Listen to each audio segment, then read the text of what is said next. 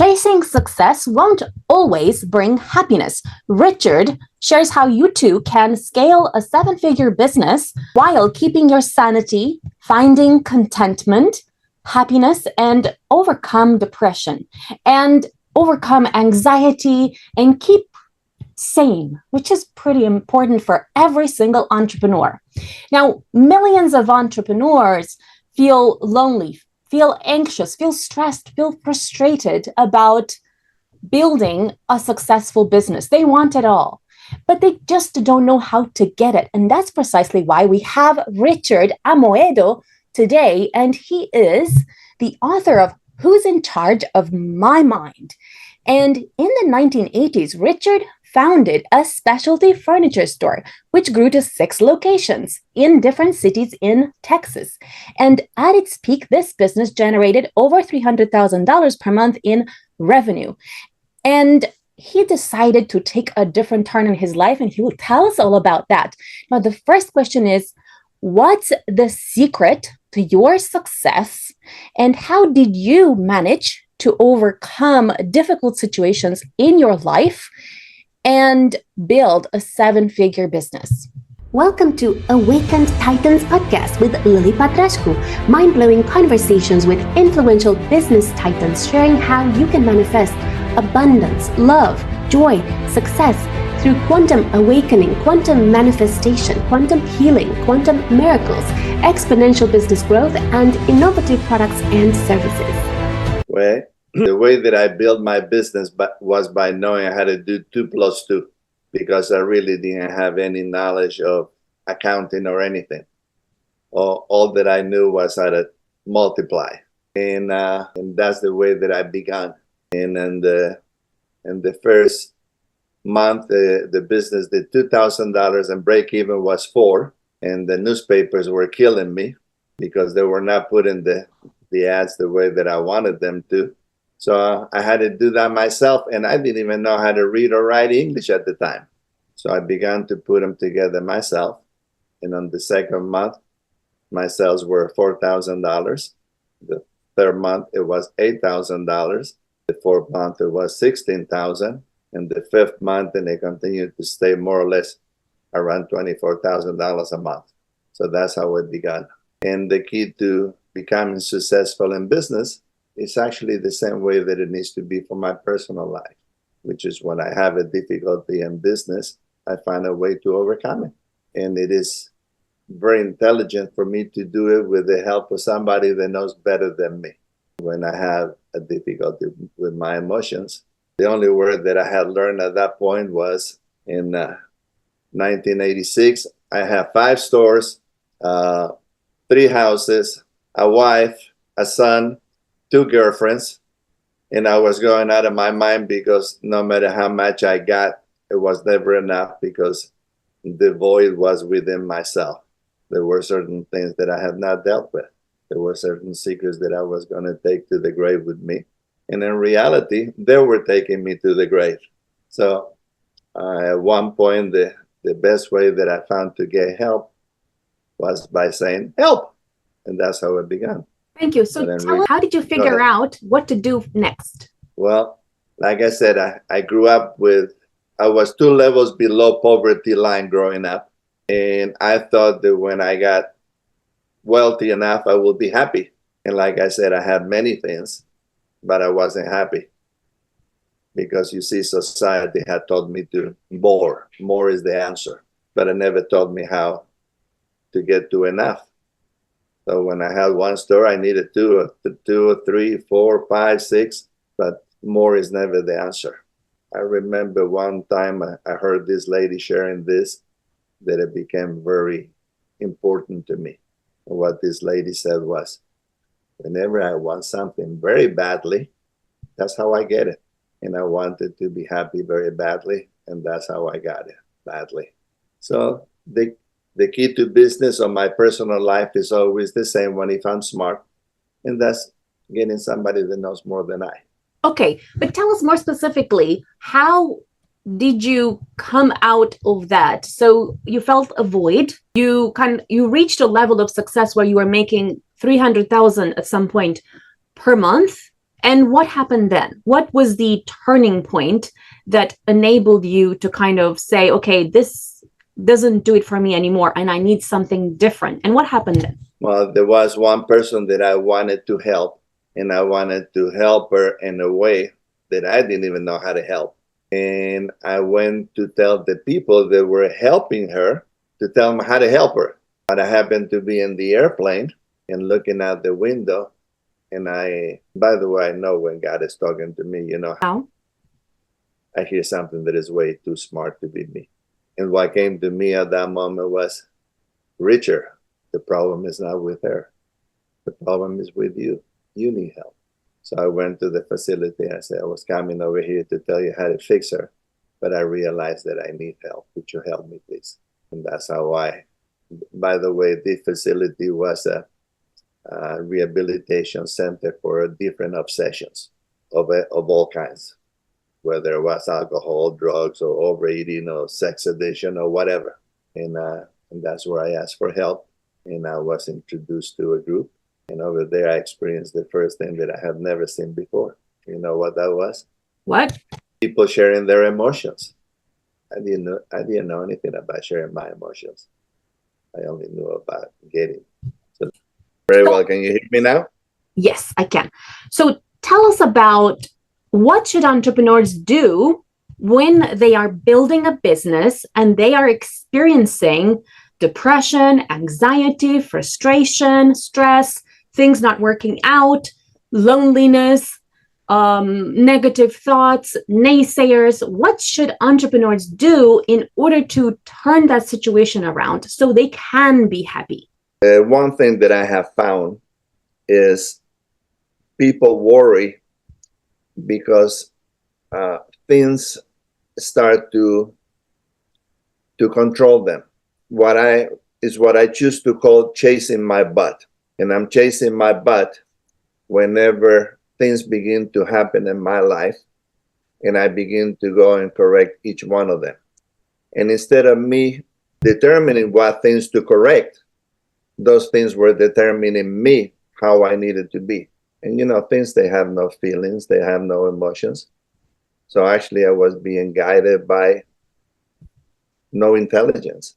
So I needed to, let's just say that I used to be a human doer instead of a human being. You know what that means? Yes, I think I do. But why don't you tell us? Well, human doer is just one that is, things are determined in that person's life, whether it is a male or female or whatever. And that's no way to live because things don't have anything to give. They're things. I thought that when I bought my brand new Porsche 928 that I was going to be really pleased to have it. My joy lasted about 20 seconds because I was always into more. So what should entrepreneurs do instead of chasing material things? Well, the reason that I was depressed is, in all of the years that I've been helping people, I have never went to a depressed person and asking, how are you? And they began to tell me, oh, my life is wonderful. My wife is wonderful. My business is wonderful. Whenever I talked to a depressed person, they were always talking about the same thing. What they didn't have or what they had that they did not want. So depression is about me seeing that the reason that I'm depressed is because I'm not satisfied. And it was real difficult for you to satisfy me because I didn't know what I wanted. I knew more about what I didn't want than what I wanted. And that's no way to develop happiness. Okay, so should entrepreneurs focus more on what they wanted rather than what they didn't want? Well, in my own case, first, I needed to eliminate the things that were obstructing me from seeing the reality of the person that I was. Because I was a very good person that needed to learn to do good. It's not that I was a bad person. I just didn't know how to do good in certain occasions. So just to give you an idea of what I'm talking about, one time I heard this person say this, and I thought he was absolutely crazy. And what this person said was, the best that one can be is to be good for nothing. And I say, are you freaking crazy? You mean, how can that be? And then he went on to explain the best that one can be is to be good for nothing, is to be good for no reason at all. And then I understood what he was trying to say. Just be kind. Is that what you mean? Yeah. Yes, and one of the things that I learned earlier is anything being done to an end is self-robbery. Anything being done is an end in itself. By the way, I didn't get rich by wanting to be rich. I got rich by doing the things that make a person rich. So I was taking the right actions. Even though I knew I had no accounting skills, I had the 5 stores departmentalized. And I knew when one was not producing well. And if 1 month one didn't show up the results that it needed to show, I went there and I fixed it. So the problem for me wasn't my personal life. I had no direction. The name of the book, our book is Who's in Charge of My Mind? And whenever I ask people this question, and if you don't mind, I'll ask you, do you worry? Yes. Okay. When you are worrying, did you say to your mind, okay, mind, I'm ready to get worried. Then give me stuff to get worried about. Or did it come to you? No, I don't ask for that. But it seems like the more I worry, the more I have stuff that appears in my life that gives me reason to worry. I understand. Well, by the way, that's a spiritual principle. What you sow, you reap. And whenever I have a problem, let's say I was to have a negative thought, one negative thought creates 2, 2, 4, 4, 8, 8, 16, and so on and so forth. So the deal is when I'm worrying and I didn't ask for it, it's because I'm not in charge of my mind. Because the one thing that we are not taught in our society is how to use our mind. We are told how to use it for, but not how to use it for ourselves. Because I will tell you, and I don't know whether you have a similar experience to this than I do, the biggest pain in the butt that I ever had in my life was me. I was constantly troubling me. And if I had anybody that treated me the way that I was treating me, I would have killed them. Yeah, it makes a lot of sense because a few years ago, I started to feel depressed because I was trying to build a successful business.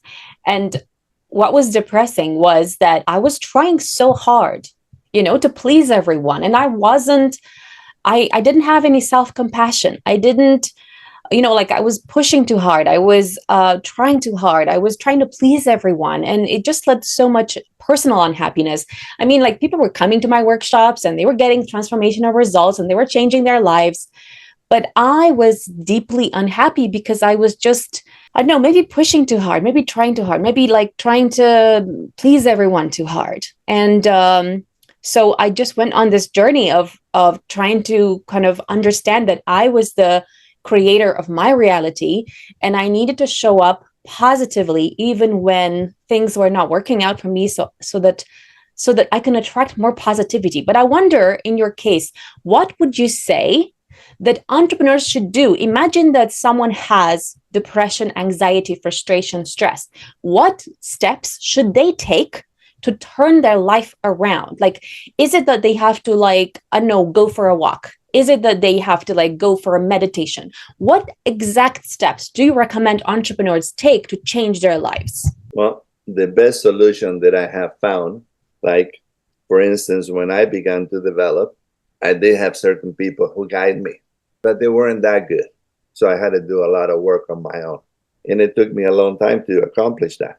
But you take, for instance, Jay, he's what I choose to call him my protege. And by the way, he's the most blessed man that I know. And the reason for that is because he has 3 fathers. He has his regular father, he has me, as well as God. So he's very blessed. But the length of time that it took him to learn by following my guidance, it got reduced from 15 years to about 2 years. So if I want to learn something quick, it's better if I use somebody who knows. When my Mercedes has a problem, I take it to the Mercedes mechanic. I don't take it to the Chevy mechanic. So I needed to learn to treat me the same way that I treat my car. when I have a problem with me. Okay, like for instance, the last 2 days I began to cough, and I realized the first year I practiced positive thinking, and the second day I called the doctor. So I have an appointment with the doctor tomorrow. So the key is to treat me the same way that I will treat my car. If there is something wrong with me, I'll find somebody there that can help me correct that quick.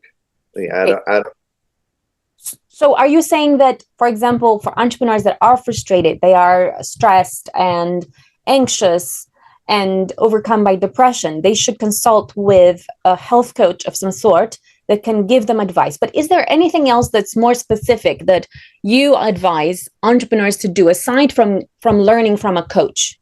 well, like I said, what I learned a great deal on my own.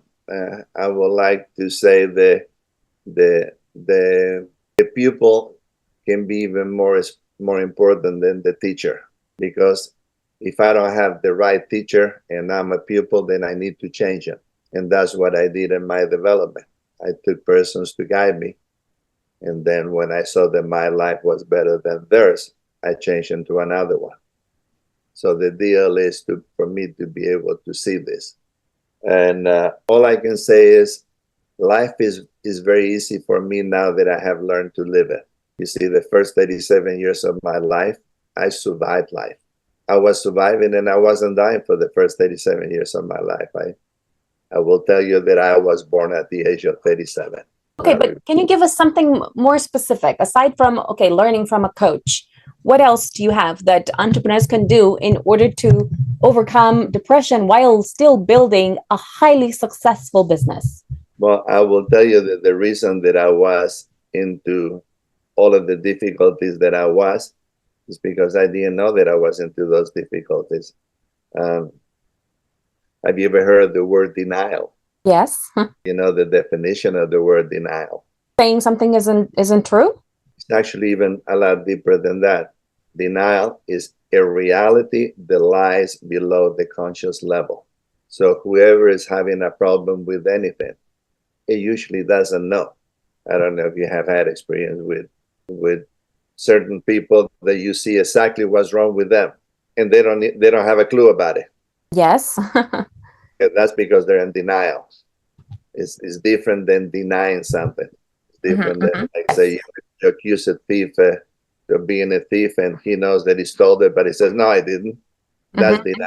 Okay, but when you accuse someone of being an overeater or a hoarder or any of those things, they usually don't even know it themselves. Okay, so how is that related? Well, you see, the problem is not the problem. The problem is the solution. So I need to develop the solution, and the way for me to find the quickest solution is to get help. You know, when I'm hungry, I don't want to go plant the ground and wait for that to come up. If I have to, I'd rather go to McDonald's because I'm hungry then. So I don't wait to get well. I take action so I am well right away. When people ask me how am I says I'm usually very well, and today is no different. Okay, so tell us as well, what do you feel was that void or that emptiness that you experienced? Was it the fact that you felt like you hadn't done enough good, that you hadn't been kind to people for no reason at all? Or was it something else that was missing? What was missing? And how did you turn that around? And aside from actually getting a coach, okay, like what did you actually do? Was it something that you did physically, spiritually? Were you praying? Were you meditating? Were you saying certain affirmations? What was it specifically that you did that helped you to turn that around? Well, when I got a coach, I began to meditate. I began to see what I was doing. He began to show me what I was doing when I wasn't seeing it. And the reason why, generally speaking, therapy does not work, because even if I go to see a genius once, twice, 3 times a week, and those days I was crazy 7 days a week. So 7 days a week cannot overcome 3 days for 1 hour of intelligence. So I needed to get together with people that were developing on a daily basis. So depending on, the I think there is over 200 programs based on the 12 steps of AA for all different things, whether it is sex, overeating, smoking, whatever. Mm-hmm. And the people which are getting well are the ones that they're developing and seeing themselves on a daily basis until they arrive to a point in which they don't have to do that on a daily basis. Okay, but are there certain steps, like, for example, I don't know, forgiveness, asking for forgiveness from people that you've wronged, stopping cigarettes, I don't know, stopping to take drugs, or I don't know, trying to fix your relationship with your wife. I don't know. Was there anything in particular that you actually did that enabled you to build a successful business and feel content and happy about it? Or was it that you actually decided, you know what, I actually don't need a 7-figure business anymore. I just prefer to spend more time doing things that I like, and I'm okay with, I don't know, $10,000 a month or $5,000 a month, as long as I'm spending more time with my wife, or I'm spending more time with my children, or I don't know. What is it specifically that is your message in this case, aside from learn from a coach? I needed to find out what was the reason that kept me where I was. And you see, now I'm going to get real intimate with you. At the age of 12 is when I saw that I had been raped at the age of 5 and 8 years old. And when I found that out, those two secrets were never going to be told to anybody. And I began to live a secret life because I never exposed myself to those secrets to anyone. And when I was doing this, the first thing that took place is I began to, one of the things that I say is the first 37 years of my life, wherever I wasn't there because I was thinking about something in the past or the future. I couldn't be present. And so I needed to begin to see what needed to take place with me. And I didn't realize what had taken place with me until the age of 37, when I found a problem that I could not control, and the problem controlled me. And that's when I needed to ask for help, and that's when I began to grow.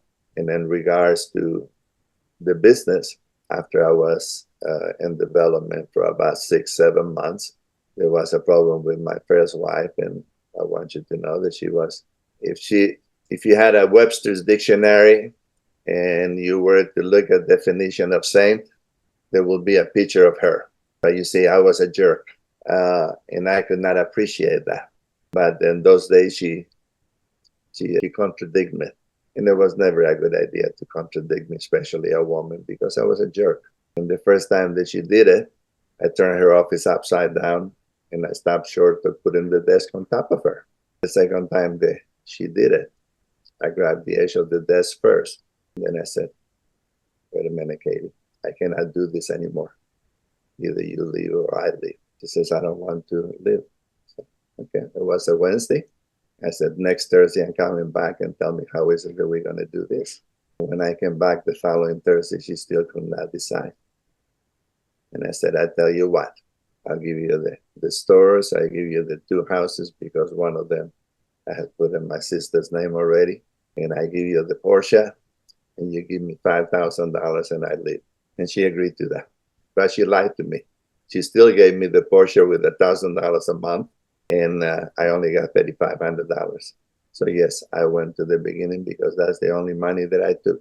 And that particular action, I call it, that was what I used to get rid of my anger. And it cost me about $2 million in 1986. And it was the cheapest price that I paid for anything. Okay. And did you manage to regain your wealth? Or did you find that regaining your wealth was not so important because you just prefer to work on yourself? Regaining the wealth was not as easy as I thought it would be, because I was at a reality in what I had learned. And it's kind of like I went from left field to right field, and I didn't touch center field. So in the subsequent years, I began to learn about center field. And yes, I regained a reasonable amount of wealth. But wealth was not that important. And but I have all of the money that I want. And I still drive a Mercedes, and I go wherever I want to, whenever I want to. The pleasure in my life is just to have pleasure no matter where I am. Yeah, I'm enjoying talking to you right now.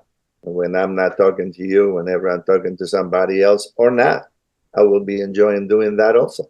So what motivates you and what drives you now? By the way, if you get the book, Who's in Charge of My Mind, it tells about 90% of the story of my development. It's not an autobiography. It is a biography about development and how to become free from whatever you need to become free and become as wealthy as you want to. Just to give you a slight idea, when I met up with Jay, he was so far out of reality himself. And he thought he was making X amount of dollars. And when he communicated what he was making, I said, well, that's not possible from the way that you're living and this and that. And the reality was that he was making three and a half times more than he thought he was. And he was working a second job on the job that he had. He was working for his. So, but today, in the next couple of weeks, he will be serene and free and joyful most of the time for almost 5 years. Great. And where can people find you? Well, there is the book, Who's in Charge of My Mind. And then there is also a website, and it is Highway of Happiness. Okay, and the website is notmymind.com. And the best thing that I have done is to learn to ask for help whenever I need it. Follow us for more interviews with world's most influential business titans, providing you with the insights to awaken to your full potential, so you can get paid to be yourself, find true happiness, and manifest anything you desire.